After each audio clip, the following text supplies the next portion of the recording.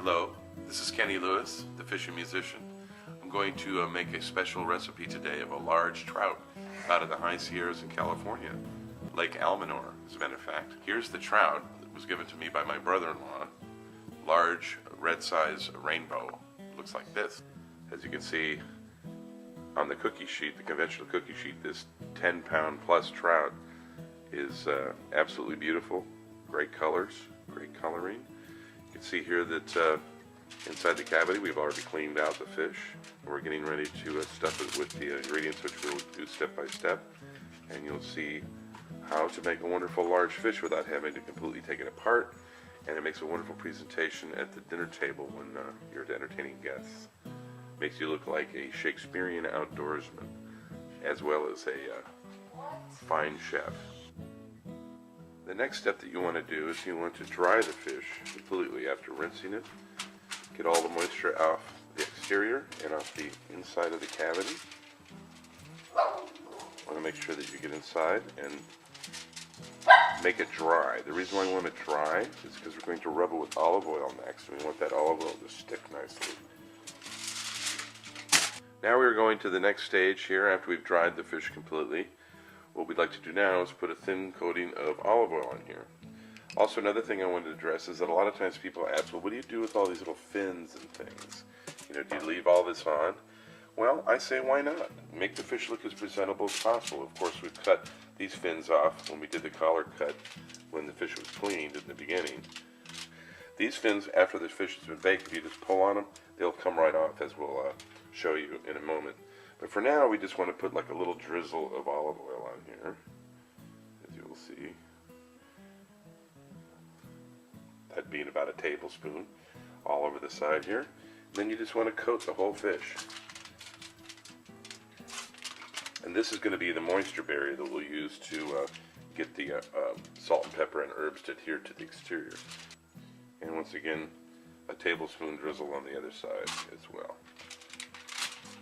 This will also keep the fish from sticking to the foil when we pull it out of the oven and we want to present it on a platter or something. We don't want everything grabbing out of the foil and looking terrible because we pulled the skin all off this lovely fish.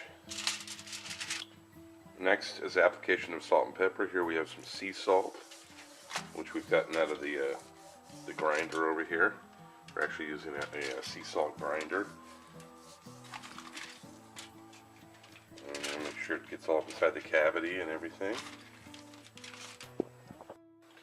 And of course, next would be the fresh ground pepper that we put all over the exterior, adhering to the oil, as you can see. And also putting the pepper inside the cavity of the fish. To the side now, we've put together some lovely lemons and limes. If I forgot to tell you, the name of the recipe that I use for this is called Up Trout. And 7-Up Trout because we have the lemons and the limes here, because we all know that that's supposed to be the flavoring of 7-Up, and who knows what they put it in nowadays, or Sprite, or whatever they call it. So we have lovely limes and lemons, also some Serrano peppers, as you can see here, that I put up the side just to give it a little zest, because it will bake, therefore the hot, spicy quality of the Serrano will permeate into the meat without becoming too overbearing. And it is a rather large fish, so it will also dissipate quite a bit throughout the mass of the fish flesh. Over here we have some fresh rosemary. Since it is winter, the basil now has gone to seed, so we have the basil seed, which we stripped off some of the stalks, the tips, and we have some mint. This is some nice winter mint, so this is sort of a winter dish that you can do. People going fishing late in the summer sometimes bring their fish out in the wintertime to eat after being in the freezer for a while, which of course is much better if it's fresh. But these would be the herbs that you'd find in wintertime. Also, we have fresh garlic here. It's probably about 4 cloves there, 5 cloves. Next, you can see we've started to arrange the lemons and the limes inside the cavity of the fish, and put the garlic and spices inside this cavity as such. And then now the exterior of the fish. We arrange the lemons and limes, the Serrano peppers, as we come over here and grab our last of our crushed garlic and our fresh winter herbs and just gently sprinkle them over the top. You know, living in a home with women can be really difficult when you're trying to be a chef. They all make fun of you because they think it's a strange thing for men to want to be a chef, but we make the best chef. Right now, I'm getting ready to seal this up in foil, as you can see. Normally, a fish of this size would fit around a piece of foil very easily, but this fish being as large as it is, we have to put two pieces of foil together to seal this into its little aluminum cooking pouch that we're going to be putting into the... Boy, I'm going to get those girls. Anyway, so here we go. Wrapping up and get ready to go in the oven.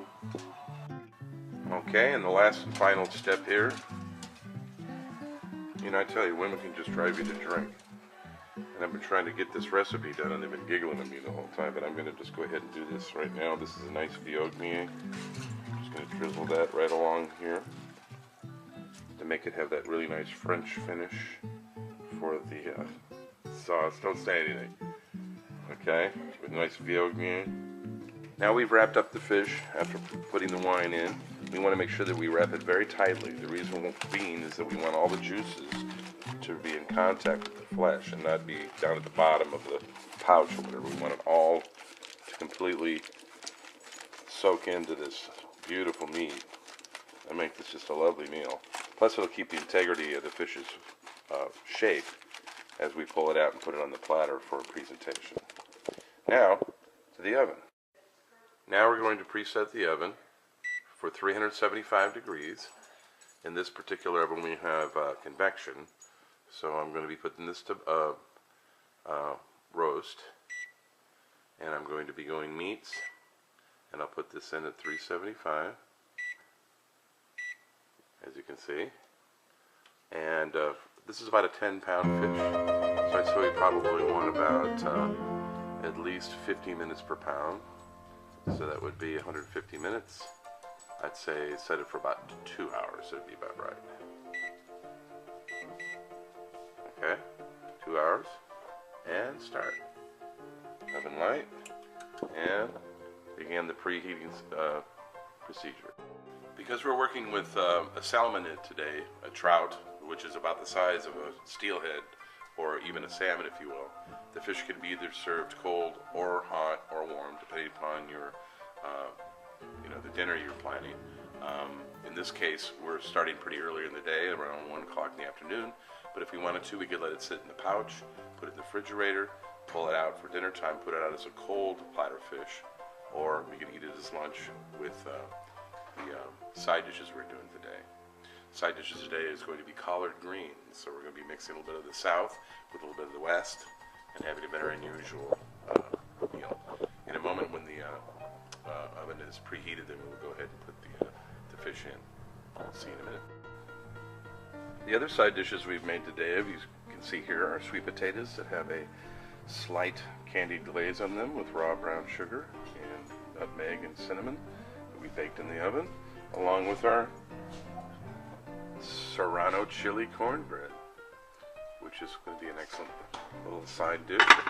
And then on top of that, some nice good old-fashioned southern collard greens. That's our vegetable dish for the day, and we shall look at a plate full in a minute. And then here we have the finished trout as it came out of the oven. We've now pulled the foil off, and you can see it's still carrying its wonderful color that it had on the side, which has turned from red to nice brown now. And we folded the tail over so it'll fit on the platter, because this is a big fish, as you can see. And we're ready to serve this now. This is Trout 7-Up, ready to eat. Bon appetit. Here's the fish at the end of the filleting process here. We've taken out most of the bones. There'll be a few left in there, but as you can see, it just turned out beautiful. We have about something, I'd say at least 4 to 5 pounds of beautiful trout here, completely ready for the table. So, Fishin Musician signing off. Bon appetit.